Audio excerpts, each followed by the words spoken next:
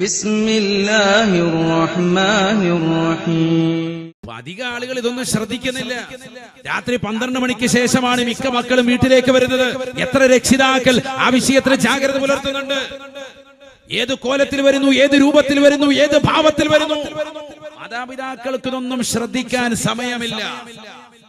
അവരൊക്കെ മൊബൈലിന്മേൽ അടിയുറപ്പിച്ചിരിക്കുകയാണ്. രാവും പകലും അതുമായി ബന്ധപ്പെട്ട് ജീവിതം നയിക്കാൻ. OTT പ്ലാറ്റ്ഫോമിൽ പുതിയ പടം ഏതാ വന്നിരിക്കുന്നത്, അത് നോക്കിയിട്ട് അത് ഡൗൺലോഡ് ചെയ്യാ, ഇരുന്ന് കാണുക. ഇതൊക്കെ തന്നെയാണ് പരിപാടി. നമ്മുടെ അവസ്ഥ ഇതായി പോയി. നമ്മൾ ഈ മൊബൈലുമേ കെട്ടിമറഞ്ഞിരുന്ന പിന്നെ മക്കൾ എങ്ങനെ നന്നാകും? സഹോദരിമാരെ, എങ്ങനെ നന്നാവും രക്ഷിതാക്കളെ? അതുകൊണ്ട് ജാഗ്രത പുലർത്ത്. നരകത്തെ തൊട്ട് മക്കളെ കാത്തു സംരക്ഷിക്ക്. ഖുർആനിന്റെ കൽപ്പനയാണ്, ഖുർആനിന്റെ കൽപ്പനയാണ്. കാരണം ഗൗരവമുള്ള വിഷയമാണ്. നാളെ നമ്മുടെ മക്കൾ നമുക്ക് എതിരായി അള്ളാഹുവിന്റെ കോടതിയിൽ സാക്ഷി പറയും. ഈ മക്കൾ നന്നായാൽ നിങ്ങൾക്ക് ഗുണമാണ്. മക്കൾ വെടക്കായി മോശമായാൽ നിങ്ങൾക്ക് അതുകൊണ്ട് നാശമാണ്. ശരിക്കും എഴുതി വെച്ചോ, വെറുതെ പറയല്ല. നബിയനാ റസൂലുള്ളാഹി സ്വല്ലല്ലാഹു അലൈഹി വസല്ലം തങ്ങൾ പറഞ്ഞുവല്ലോ, കുല്ലു മൗലൂദിൻ യൂലദു അലൽ ഫിത്ര ഫഅബവാഹു യുഹവിദാനിഹി ഔ യുനസ്സിറാനിഹി ഔ യുമജ്ജിസാനിഹി. എല്ലാ രക്ഷിതാക്കളും പഠിച്ചു വെക്കേണ്ട ഒരു ഹദീസാണ്, അല്ലാഹുവിന്റെ റസൂലിന്റെ അധ്യാപനമാണ്. കുല്ലു മൗലൂദിൻ യൂലദു അലൽ ഫിത്ര. ഈ ലോകത്തേക്ക് പ്രസവിക്കപ്പെടുന്നതാകുന്ന ഏത് കുട്ടിയുണ്ടോ, ആണാവട്ടെ പെണ്ണാവട്ടെ, ശുദ്ധ പ്രകൃതത്തിന്മേലാണ് അവർ പ്രസവിക്കപ്പെടുന്നത് എന്ന് നബിയോനാ റസൂലുള്ളാഹി. ഒരു തെറ്റും ചെയ്യാത്ത കുഞ്ഞായിട്ടാണ് ഈ ദുനിയാവിലേക്ക് ഓരോ മക്കളും പ്രസവിക്കപ്പെടുന്നത്.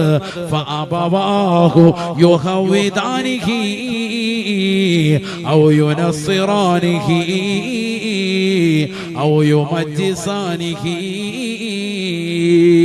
മക്കളിലേക്ക് മറ്റുള്ള ആദർശങ്ങൾ, മക്കളെ യഹൂദിയാക്കുന്നതും മക്കളെ മജൂസിയാക്കുന്നതും മക്കളെ നസ്രാണിയാക്കുന്നതും അവരിലേക്ക് തിന്മയുടെ വാദാനങ്ങൾ തുറന്നിട്ട് കൊടുക്കുന്നതും നിരീശ്വരവാദത്തിന്റെ യുക്തിവാദത്തിന്റെ എന്ന് വേണ്ട അല്ല ഇല്ല എന്ന് വാദിക്കുന്ന തലത്തിലേക്ക് മക്കളെത്തിപ്പെടാനുള്ള കാരണം എന്താണ്?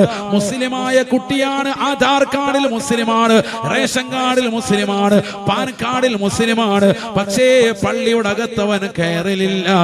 നിസ്കാരമില്ലാത്തവനായി, റമദാനിൽ പോലും നോമ്പ് നോൽക്കാത്തവനായി, കള്ളു കുടിച്ചുകൊണ്ട് നടക്കുന്നവനായി, MDMA അടിമപ്പെട്ടവനായി, ലഹരി നുണഞ്ഞതാകുന്ന മക്കളായി നമ്മുടെ മക്കളെ മാറ്റപ്പെടാനുള്ള കാരണമെന്താ?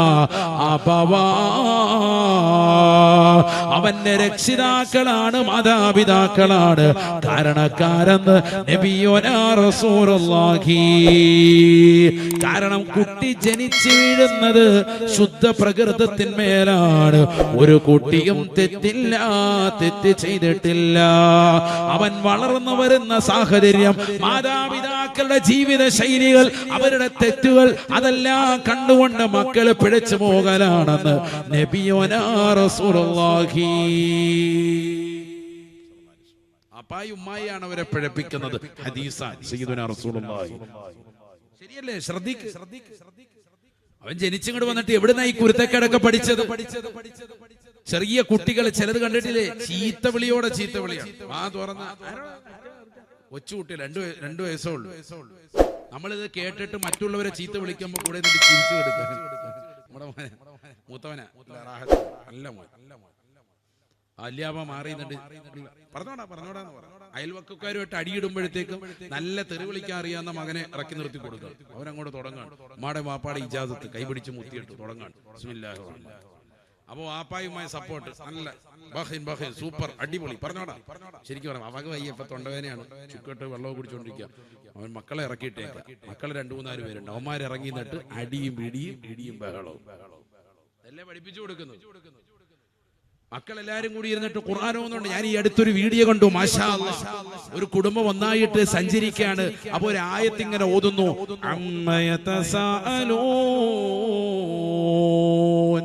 അപ്പൊ അടുത്ത മകൻ ഓതുകയാണ്,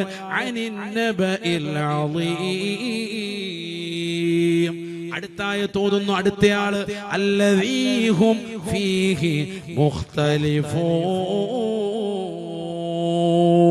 അടുത്ത വരി ഓതുന്നു കല്ലാ സയഅലമൂൻ സുമ്മ കല്ലാ സയഅലമൂൻ.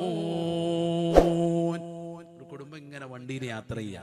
നമ്മളാണെങ്കിലും ഒരാളുടെ നല്ല പാട്ട് പാലാപ്പള്ളി കേട്ടോണ്ടിരിക്കും, അടുത്തയാളോ അടുത്ത പാട്ട്, ഓരോരോ പാട്ടാ, സെപ്പറേറ്റ് പാട്ട്. ഇതെല്ലാം കൂടാണ്ട് എല്ലാരും ഇയർഫോൺ വെക്കുന്നു. കൂടാതെ വണ്ടിക്കകത്ത് നല്ല ജിമിക്കി കല്ല് പാട്ടും പഠിച്ചോണ്ട് നല്ല റാഹത്തായിട്ട് തുള്ളിച്ചാടി പോവാ, തീർന്ന്. ഇതല്ലേ നമ്മുടെ അവസ്ഥ. വലിയ ഔറാദൊക്കെയാണ്, ഭയങ്കര തസ്ബീമാലയൊക്കെ കയ്യിലിരിപ്പുണ്ട്. എവിടെ തസ്ബീ എന്നൊരു ഗുണവും ഇല്ല.